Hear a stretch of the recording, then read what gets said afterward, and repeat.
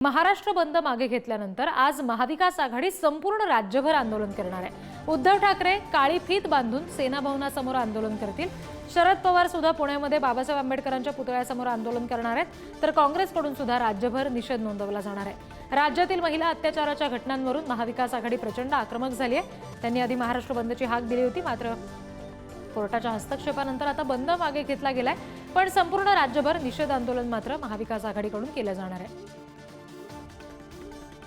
जे मुख्य नेते आहेत घटक पक्षांचे ते स्वतः सहभागी होतील। उद्धव ठाकरे सेना भवनासमोर काळी फीत बांधून आंदोलन करतील। शरद पवार पुण्यामध्ये बाबासाहेब आंबेडकरांच्या पुतळ्यासमोर आंदोलन करतील। तर काँग्रेस सुद्धा संपूर्ण राज्यभर निषेध आंदोलन करणार आहे। प्रतिनिधी धनंजय दळवी यांच्याकडून आपण अपडेट्स घेणार आहोत। धनंजय, काय नेमकं सध्या सेना भवनासमोर परिस्थिती आहे? कारण उद्धव ठाकरे स्वतः काळी फीत बांधून या सगळ्या आंदोलनामध्ये सहभागी होतील असं समजतंय। आपण जर पाहिलं तर सकाळी आपण जे दाखवलं त्यामध्ये फक्त स्टेज या ठिकाणी पाहायला मिळत होता, मात्र आता जर पाहिलं तर तयारी ही सुरू असलेली पाहायला मिळते। या ठिकाणी आता पोलिसांमार्फत जर आपण पाहिलं तर बॅरिकेटिंग जी आहे ती सुद्धा या ठिकाणी स्टेजच्या परिसरात आणि आजूबाजूच्या परिसरात करण्यात आलेली आपल्याला पाहायला मिळते। स्टेज आपण पाहू शकतो, या ठिकाणी स्टेज जो आहे तो शिवसेना भवनाबाहेर उभारण्यात आलेला आपल्याला पाहायला मिळतो। यामध्ये लेकी बाळींवरील अत्याचार करणाऱ्यांचा आणि त्यांना पाठीशी घालणाऱ्याचा असंवेदनशील सरकारचा निषेध असा लिहिलेला या ठिकाणी आपल्याला पाहायला मिळते। या ठिकाणी उद्धव ठाकरे स्वतः जे आहेत ते काळी फीत बांधून उपस्थित राहणार आहे। त्याचबरोबर आपण जर पाहिलं तर या परिसरामध्ये संपूर्ण ज्या एका आठवड्यात घटना घडलेल्या आहेत त्या देखील असलेला एक बॅनर जो आहे तो या परिसरामध्ये लावण्यात आलेला आहे। आणि यामध्ये जर आपण पाहिलं तर ज्या घटना घडलेल्या आहेत, जे अत्याचार घडलेत त्याचा निषेध जो आहे तो या ठिकाणी घडला। तर संपूर्ण घटना तारखेवाईज ज्या आहेत त्या या शिवसेना भवनाच्या बाहेर या ठिकाणी लावण्यात आलेला। त्याचबरोबर पोलीस बंदोबस्त जो आहे तो देखील या ठिकाणी सध्या वाढवण्यात आलेला आहे। वाहतूक कोंडी जी आहे ती या ठिकाणी होऊ शकते, म्हणून जे वाहतूक विभागाचे पोलीस आहेत ते देखील आत्तापासूनच जे आहे ते या ठिकाणी उपस्थित असलेले आपल्याला पाहायला मिळत आहेत। कारण की थोड्या वेळाने जे आहे ते या ठिकाणी या संपूर्ण चौकामध्ये कार्यकर्ते जे आहेत महाविकास आघाडीचे ते जमायला सुरुवात होतील आणि त्यानंतर या ठिकाणी वाहतूक कोंडी होण्याची शक्यता। त्यामुळे पोलीस जे आहेत ते देखील आहे, कायदा सुव्यवस्थेचा प्रश्न आहे। महाराष्ट्र बंदची हाक जी आहे ती महाविकास आघाडीने दिली होती, मात्र त्यानंतर जर आपण पाहिलं तर ती बंदची हाक मागे घेण्यात आली। मात्र निषेध आंदोलन जे आहे ते सध्या महाविकास आघाडीकडून जे आहे ते संपूर्ण महाराष्ट्रभर जे आहे ते करण्यात येणार आहे आणि त्याची तयारी जी आहे ती सुरू असलेली आपल्याला पाहायला मिळते। विविध ठिकाणी हे सुरू असणार आहे।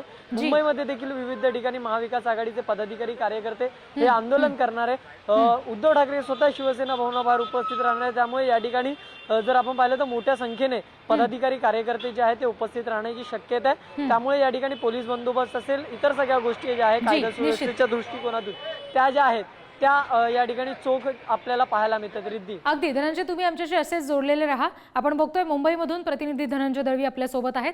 पुण्याहून सचिन चपळगावकर आपल्याशी जोडले गेलेत। त्यानंतर संभाजीनगरमधून सुमित पवार आपल्या सोबत आहेत आणि नागपूरमधून जितेंद्र शिंगाडे आपल्याशी जोडले गेलेत। मी आता पुण्यामध्ये जाईन। सचिन, स्वतः शरद पवार या आंदोलनामध्ये सहभागी होतील असं समजतंय। तुम्ही सध्या आंदोलन स्थळावर आहात का? तिथे नेमकी काय परिस्थिती सध्या? आता शरद पवार यांच्या मोदी बागेच्या त्यांच्या कार्यालयामध्ये आहे। कार्यकर्ते आता यायला सुरुवात झालेली आहे।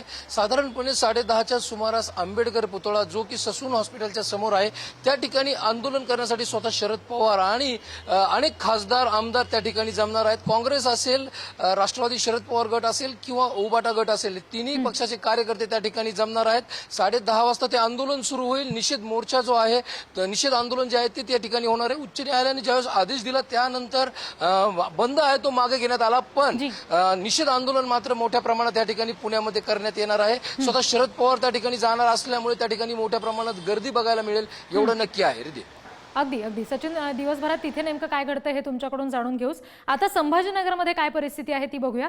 सुमित, इथे नेमकं कुठे आंदोलन केलं जाणार आहे? कोणते नेते उपस्थित राहतील, सहभागी होतील असं समजतंय?